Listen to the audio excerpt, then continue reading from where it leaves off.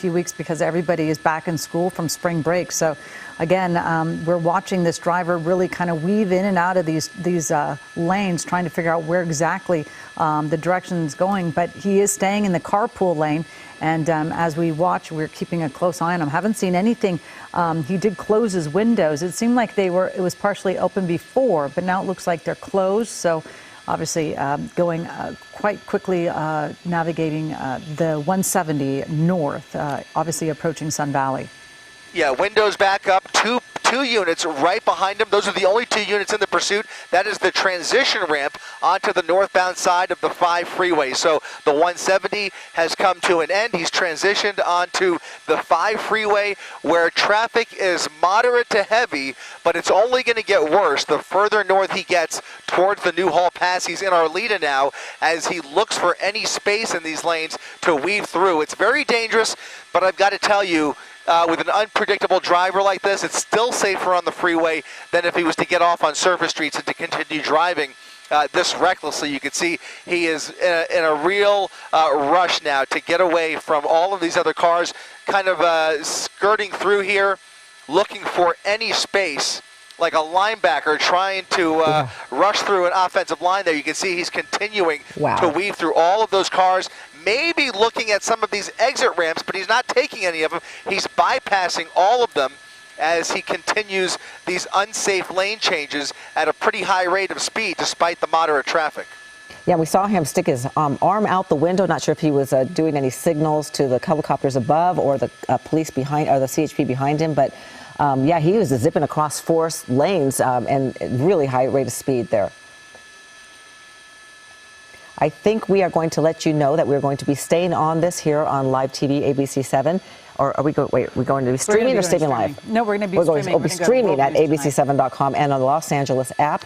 You can stay tuned for World News Tonight, the live version of World News Tonight with David Muir. But we are going to stick on this. If you want to just switch over to abc7.com or our Los Angeles app, we'll continue to follow this. Absolutely. Again, as we're winding down to the last minute of our broadcast here on Channel 7, again, we are going to go streaming.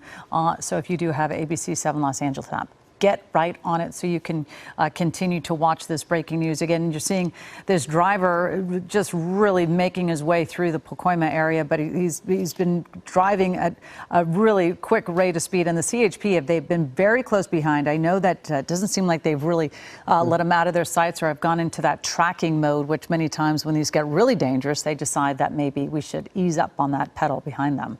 And on our website and ABC7 Los Angeles app, we're going to be talking to law enforcement expert Bruce Thomas, if you want to join us there. In the meantime, we hope you have a wonderful afternoon. We'll be back here live on ABC7 for Eyewitness News at 4 o'clock. Stay tuned.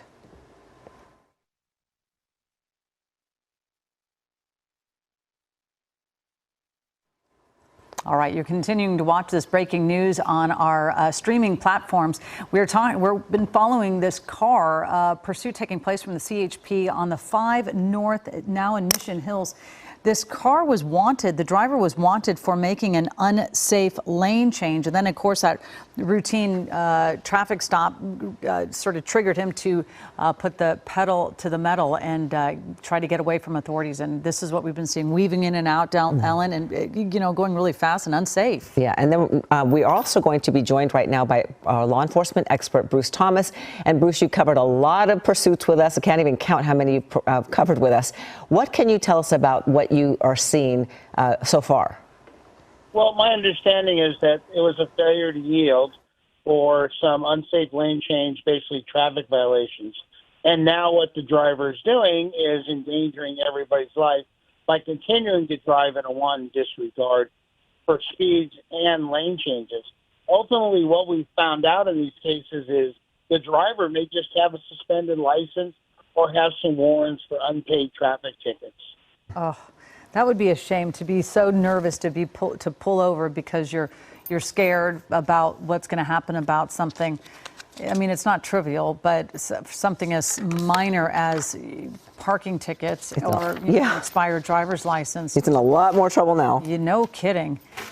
But Anyway, as you said, Bruce, you do see it happen. And also, we do have Chris Christie. He's overhead in Air 7 HD. He's been following along with us as well. Chris, I don't know how the traffic is starting to look, but again, we were saying this is sort of that beginning of the afternoon commute. Well, he had a rough patch there for a minute, Colleen, as he made his way past the 118 freeway where it splits, and now you can see where the 5 splits, rather, and now he is on the 5 freeway where traffic has broken through a little bit, really stop-and-go traffic as we make our way further north through the Sylmar area and eventually into the Newhall Pass, which appears to be the direction he's headed in, has passed a number of exits but has not gotten off at any of them, just using whatever space he can on the freeway to try and squeeze through, splitting lanes, threading the needle, coming very close, a lot of close calls, but from my vantage point has not actually made contact with any of these cars. And with all of this traffic, you can see them applying a little more pressure, trying to stay right behind him and trying to prevent him from getting too far away where they lose a visual. They don't want to lose a visual of the suspect because right now there are no air units handy, from what I could tell, able to call this pursuit from the air. So they're really relying on that SUV right behind him to maintain a solid visual and call out those locations and his moves and his speed as he continues moving up the 5 freeway, which is now where we're at here, right where the 210 and the 5 meet up here at the Newhall Pass. Traffic, again, moderate through the Newhall Pass, usually a little bit heavier this time of the day, but he does have some room to play with here, and he is using every bit of it to try and evade that primary officer right behind him. Again, only 2 or 3 officers in this pursuit. California Highway Patrol, the lead agency here, as that Volkswagen Passat, the driver of that Passat, refusing to give up. Watching them weave in and out of traffic and hopscotch around makes your palms sweaty. It's really erratic driving, and a couple times looks like a pretty close call. So he's certainly desperate to get away from CHP, and it's going to be a tough one to lose him because, you know, where's he going to go? Yeah, and Bruce, we can maybe bring Bruce back in. Bruce, we're watching the CHP, and they're navigating those highways. They're, of course, very well trained for it. Most drivers are, you know, civilian drivers are not so well trained. But at what point do you start looking at this and say, come on, you might have to back off? Because every now and then we have seen these pursuits come to an end and they let the driver go. It's rare, but it does happen. Yeah, it does. In this case, all we know of and what we believe are just traffic violations, which are just that, traffic tickets. Now we have elevated it to a felony evading a pursuit, and CHP, it looks like they're going to hand off to other units, possibly Newhall CHP. But this driver is really just weaving in and out and putting the police officers in a defensive mode because they're trying to keep up, but also they have to watch out for all that traffic as they're weaving in and out. Yeah, I would just think at some point, you know, we know that watch commanders kind of watch and they assess the situation, but what do you think are some of the things being considered right now as they continue to pursue this driver? Well, you know, they have to reevaluate this pursuit minute by minute. Traffic conditions. What is the reason for the pursuit? How many occupants? And the safety of the public, the officers, and the suspect. So in this case, they know where this vehicle is registered. They may be registered up in the Santa Clarita, Antelope Valley area. So they may just go to the house and may cancel this pursuit, or they may stay with it until they have an airship up overhead. Is that one of the first things they do is run the license to make sure you know, that car hasn't been reported stolen? Yes, ma'am. That's one of the first things they do is because they're trying to gain information on the vehicle. Is the vehicle wanted for anything of a felony, armed and dangerous, stolen vehicle, you know, wants or warrants? So they're gaining all that information in addition to the registered owner's address.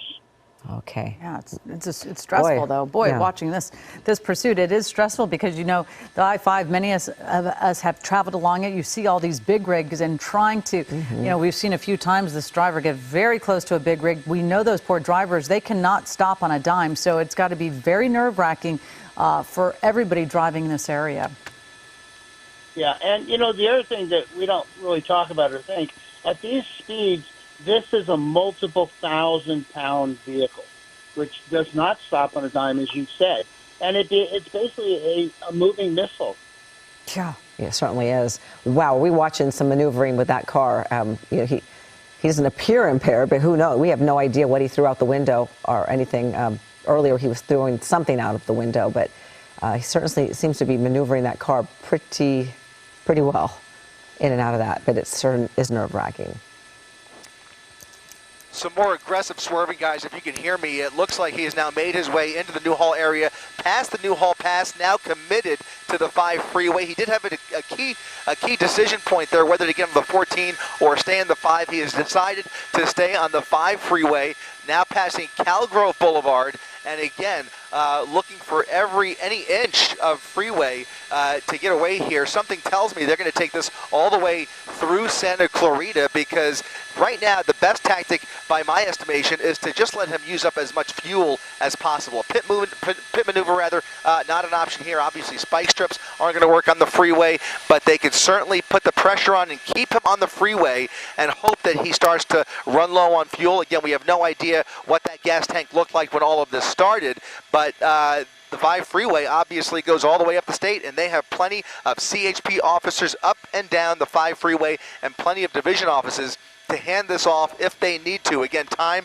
is always on the side of law enforcement in a situation just like this, and I'm sure Bruce can attest that really, at this point, is the best option. Look at this, squeezing through, threading the needle, goodness. And some really frightening moments for all of these other motorists in the way here. But so far, he's shown some degree of capability and has maneuvered this vehicle fairly well. It's treating him pretty good, and he's been able to maintain control of the vehicle. Now he's got a large shoulder to play with, and again, that's great news, because it just keeps him further away from the rest of that freeway traffic. Traffic has seemed relatively light, Chris. I don't know what you see up ahead, if it's going to come to a halt, but it seems pretty light for a Wednesday afternoon.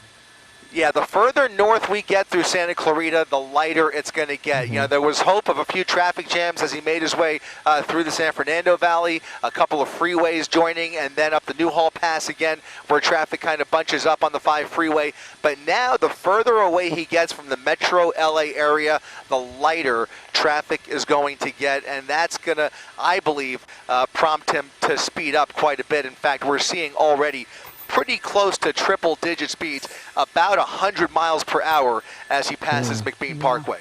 Oh boy! Wow, and of course we're talking about this driver. It appears it's possibly their car, because they're driving it with such fluidity to it. Bruce, I'm just curious about these poor drivers on the road, and many of us move to the right when we see law enforcement coming behind us. But when you're seeing a car that's just kind of careening right behind you, what is your advice for people who are just driving with their families, picking them up from school or on their way home? I mean, it is scary.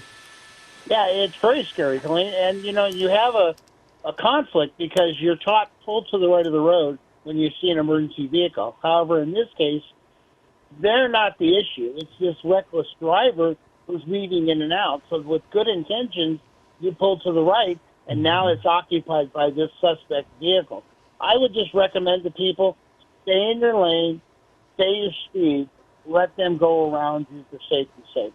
Yeah, that makes sense.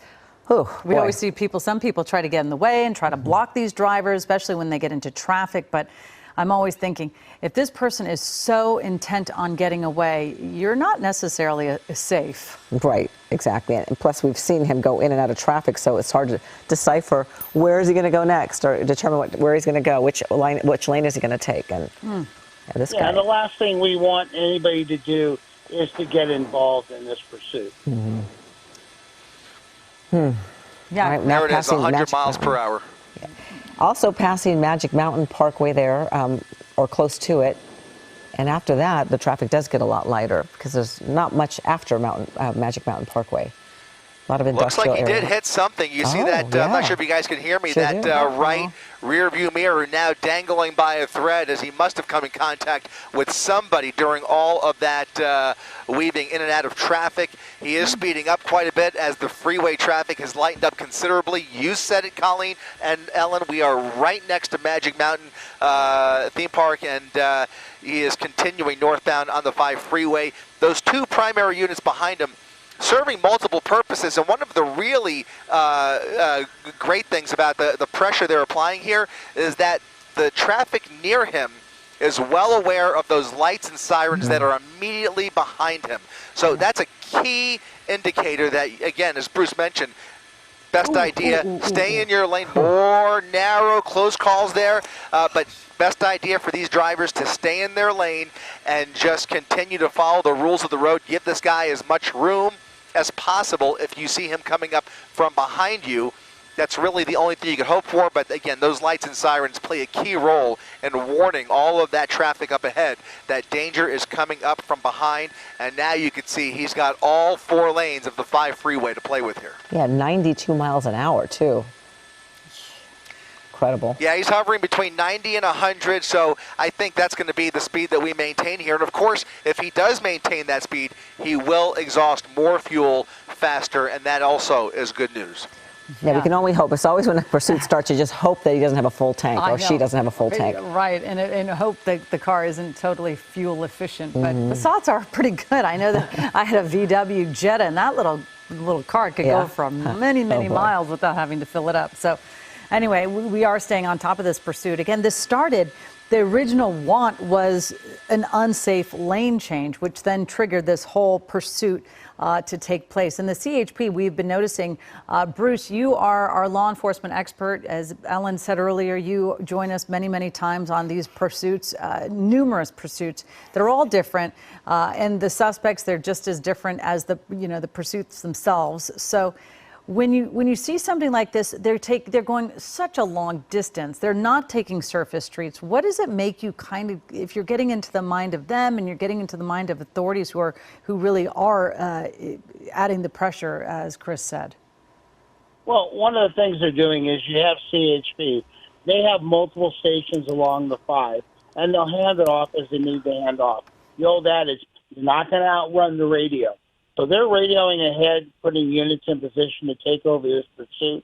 But, you just have an individual whose speeds, as Chris said, are just 100 miles plus. So the recklessness of this pursuit, even with light traffic, is just such a danger to everyone involved, especially the uninvolved motorists who are just driving on the freeway. Threading the needle through 2 cars and lanes that are adjacent to each other. So this guy has already hit his looks like his rear view mirror on the passenger side. So who knows if there's any other scrapes, but that's going to be a scary situation, just driving along and somebody just bumps you. But yeah. What do you say? We were just saying it's pretty scary, Chris, when you were talking about the rear view mirror on the right side. Most of these people, they're on the road, they're just minding their own business. They have no idea what's coming at them from behind, and then somebody obviously was clipped by that rear view mirror, and that's just a kind of a shock for anyone.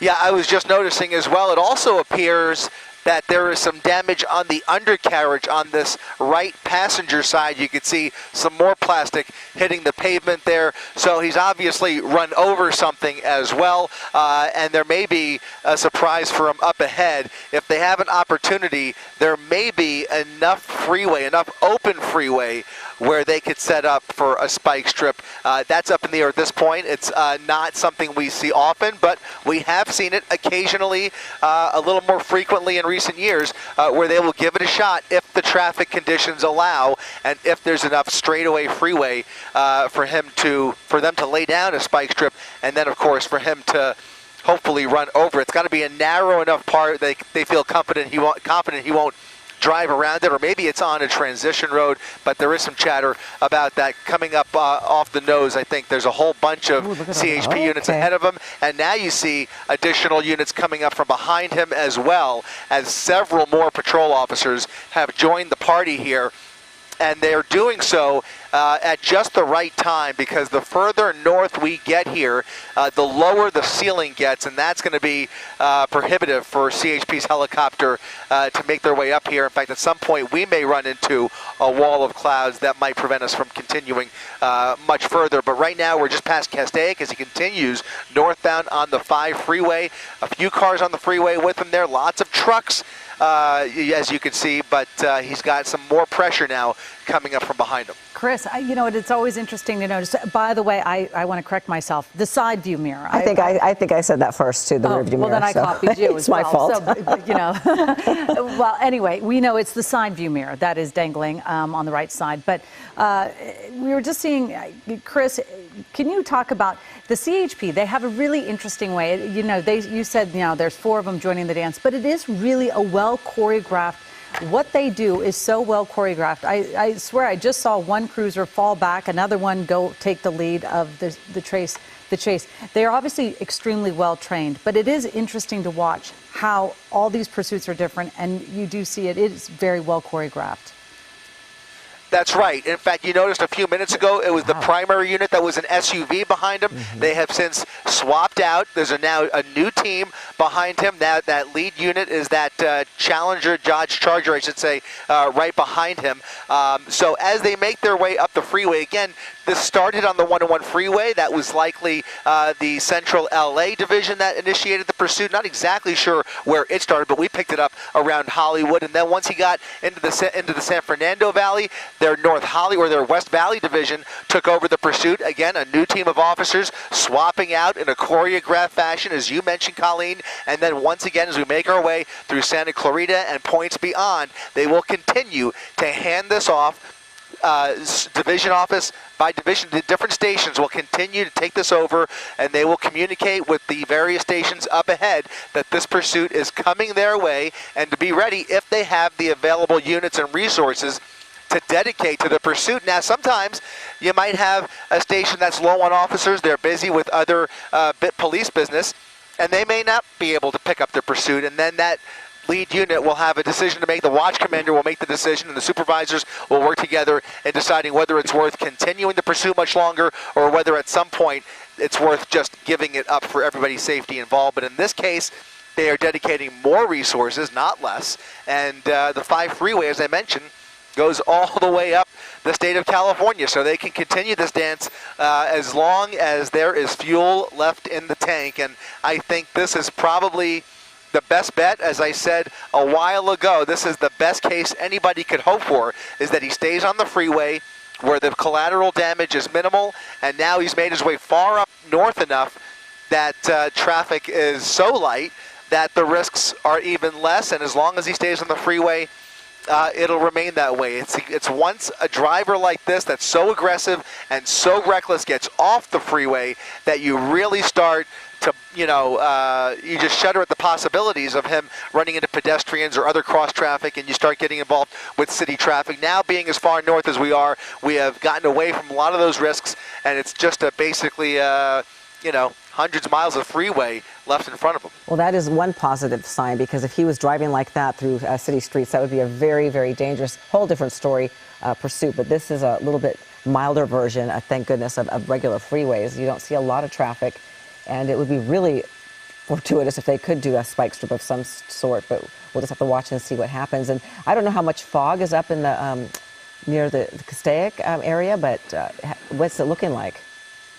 It's not ground fog, but there's enough of a cloud ceiling here, especially the higher in altitude we get heading up the Grapevine towards Bakersfield, where they just won't have the option at some point of flying a helicopter up here. It's going to fall again on those ground units to maintain the pursuit. But as far as ground fog, I don't see that being an issue, at least in the near future. Of course, again, the higher we get in elevation, that could change. But as I look off the nose here, it does look like visibility for those ground units should not play a role here. But we are making our way further up the Grapevine, and sure enough, altitude does play a role. And right now, it's pretty much uphill for the next several miles as he continues to push the pedal to the metal. Well, let's check back with our Bruce Thomas. And Bruce, what are your thoughts on if this pursuit will continue, or will they just let it, will they kind of sit back and let the driver just kind of go peacefully if they know who he is? What would be the process? Just backtracking a little bit what you were talking about, the choreography. What they're doing is they're swapping out primary vehicle, as Chris said, to secondary and third vehicles. And that is so the officers don't get tunnel vision. Because typically in a pursuit, the lead vehicle's job is to follow the suspect vehicle. The second unit or a helicopter will call the pursuit, meaning they're giving the ground speed the direction of travel, the streets, all those conditions and things which a watch commander wants. So at this case, I think they're going to continue this pursuit because there really is not a hazard to the public at this point. Obviously, this driver is now wanted for a misdemeanor hit and run and felony evading and speeds over 100 miles an hour, which are all misdemeanor charges. But in this case, I don't think CHP is going to let this go.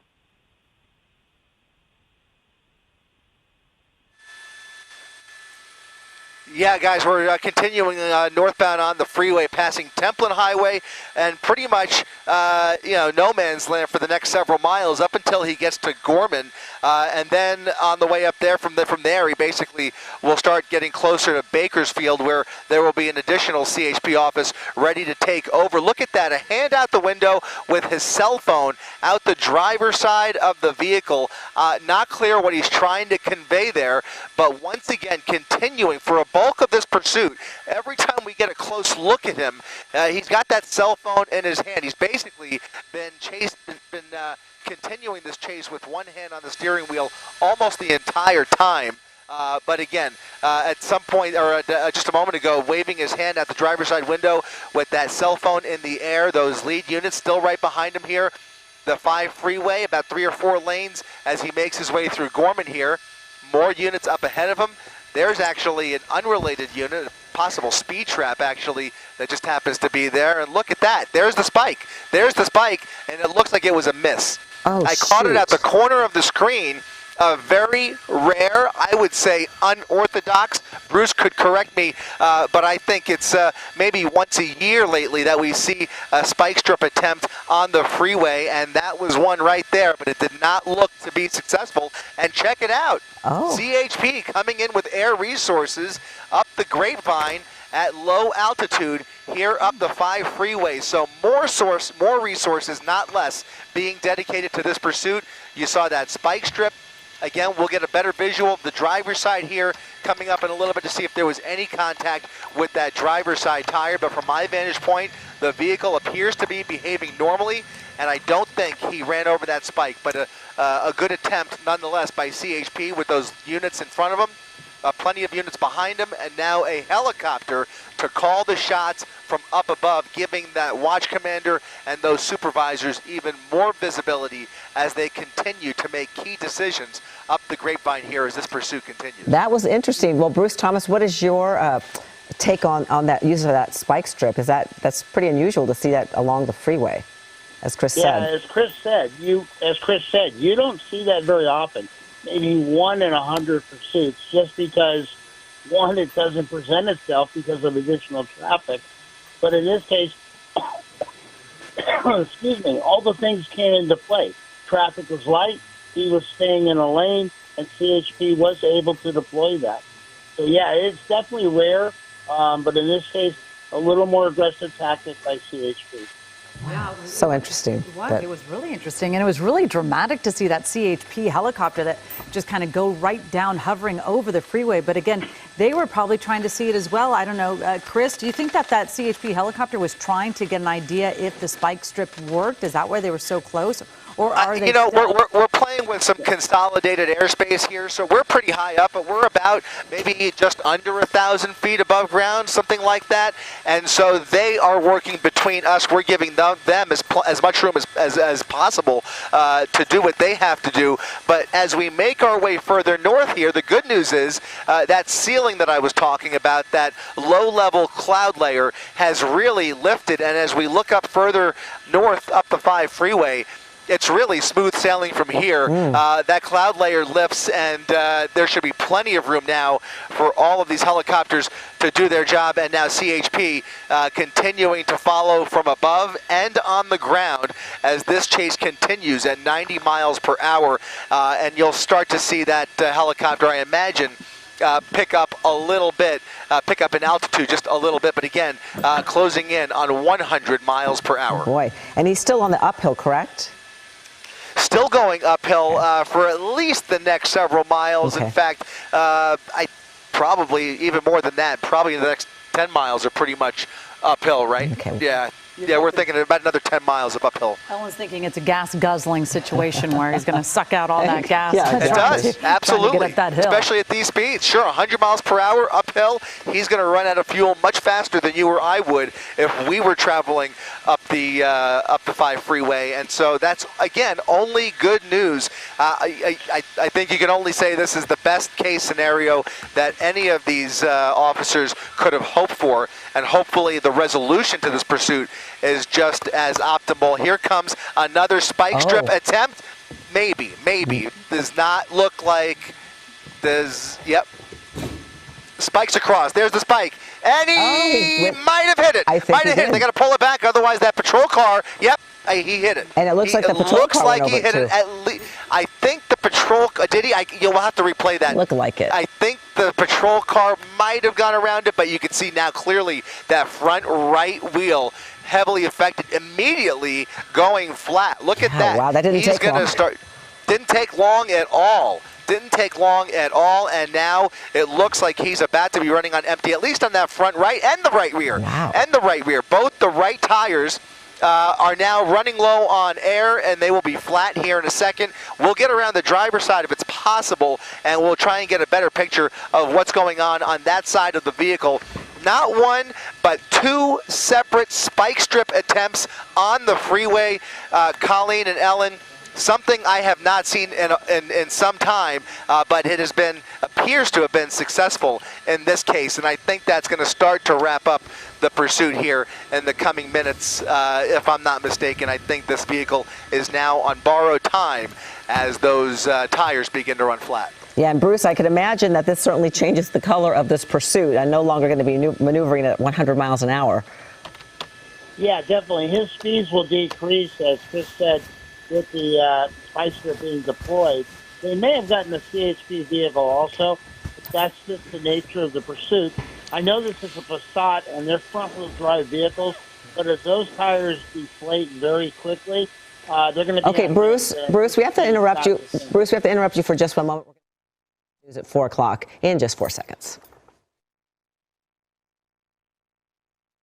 This is Eyewitness News with live breaking news. Breaking news right now at 4. The CHP chasing a reckless driver on the 5 freeway, speeds reaching over 100 miles an hour. Thanks for joining us. I'm David Ono. And I'm Ellen Leyva. You're watching Eyewitness News at 4 live on ABC 7, Hulu, and wherever you stream. Let's get right to Chris Christie. He's live over the scene in Air 7 HD. Chris? Guys, the pursuit continuing up the grapevine.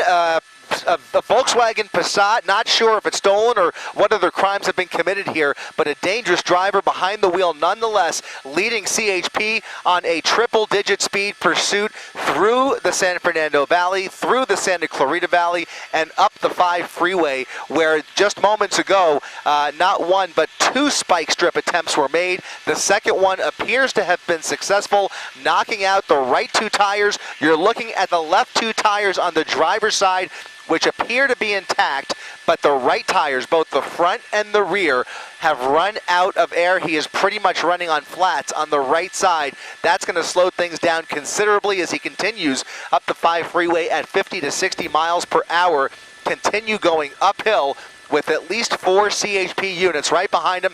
In fact, he's made the decision for the first time in this pursuit to get off the freeway. He ran over something, or maybe the tire came apart there, but you saw some debris flying off the vehicle, and now he's getting off at Smoky Bear Road here on the 5 freeway. We have a replay now of that spike strip. Oh, a big piece of tire just came. Look at that. The whole tread's coming off. It sure did. He's going to There's have the pit. There's the pit. There's the pit. Spinning the vehicle out of control, doing a full 180 underneath the freeway, and those CHP units have come out the other side. The vehicle has now come to a standstill on the underneath the freeway. Looks like those officers are getting ready for a confrontation here. He may have gone for a run. He may have gotten out of the vehicle in a foot pursuit. This is going to be a foot pursuit onto the freeway. He's climbing up the embankment. no. He's trying to boy. get on the freeway, guys, northbound side of the 5 freeway. Some trucks coming Oh, up dear. there, Oh, God. and now he's in traffic. Northbound side of the 5 freeway, the foot chase is going to stop there because those officers will not chase him across the freeway over the divider. More oncoming traffic here, and this is so dangerous as he comes out the other side. They will be there to meet him on the other side, but they could, look at that, the K9 unit starting to cross the freeway, turning around there. They will get units on the other side of the freeway within seconds here, and hopefully he will just run out of steam here. Certainly the vehicle gave up on him. You saw the tires come apart, the full tire flying off the vehicle, and then that successful pit maneuver underneath the freeway. He immediately jumped out of the vehicle, went for a run over all of the northbound and southbound lanes of the freeway, and he is now trying to hitchhike his Oh, way dear. out of this situation. Wow. Yeah, I was wondering what he was doing because the CHP is just on the other side of the freeway. He looked like he was running towards them, but yeah, he's trying to hail a car of some sort, staying on the freeway, which we have seen some horrible things happen on the freeway in the past. You cannot underestimate the speed of these cars, but he's now in the middle. Maybe that's, okay, so he's doubling Going back over the Doubling divider back. again, back on the northbound side. Oh, dear. Oh, Look at this, no. trying to carjack a Oh, vehicle. boy. He's trying to this carjack guy's other going after cars him. on the freeway. They're going to have to get more aggressive here if he continues this kind of behavior. But now he is trying to carjack these cars on the freeway. Oh, my Okay. goodness. And they're at a standstill, which is not helping matters. He's just looking for an unlocked door. He's looking for any unlocked door to try and get out of the situation. But they are going to close in on him here pretty soon. I can't imagine that they're that far back. I don't want to lose him here. We're going to stay pretty tight. But I'm trying to look to see where it looks like he's trying to go down the embankment, off the freeway. Okay, now under the going down pass. below, and they should be able to meet him. He's going back where the vehicle is, and there should be officers down there. I don't see them, but you would imagine that there are more one of his officers back. underneath the freeway. One patrol and there's car there. one of them. Okay, we got someone behind him and then someone down on the ground, too. He might be hiding under the freeway, up the embankment. There's those nooks and crannies up there, as opposed to running down on the street. But there is a unit moving pretty quickly. Oh, there he is. Oh, he's They got him. surrendering. There he is. Yep. Up in the air. Right, David, there were so many hiding spots under these overpasses to hide out, but it looks like he's come out the west side of the 5 freeway. He's now being confronted with a taser with his hands in the air. He's on his knees, not exactly complying, but here he goes, now about to be proned out on the roadway down below, underneath the 5 freeway, still resisting. Four officers on top of him, and it looks like he is going to be subdued here as that K9 unit is barking very loudly and very aggressively. You can see this has now come to an end, and thankfully, nobody hurt after what could have turned into a very dangerous situation. Somebody so desperate that they were even trying to carjack innocent motorists on a Wednesday afternoon here. Fortunately, couldn't find an unlocked door. He gave up on that, and now this foot chase has come to an end. Wow, that came to Thank goodness. a dynamic. It end certainly was. At that. Very good work by CHP officers and everybody else. Interesting spike strip. We'll talk about that. I guess we could debrief on that a little bit later on, but we have a lot of news to get to. But Chris, thank you for covering this for us. And we're going to move on to other news now.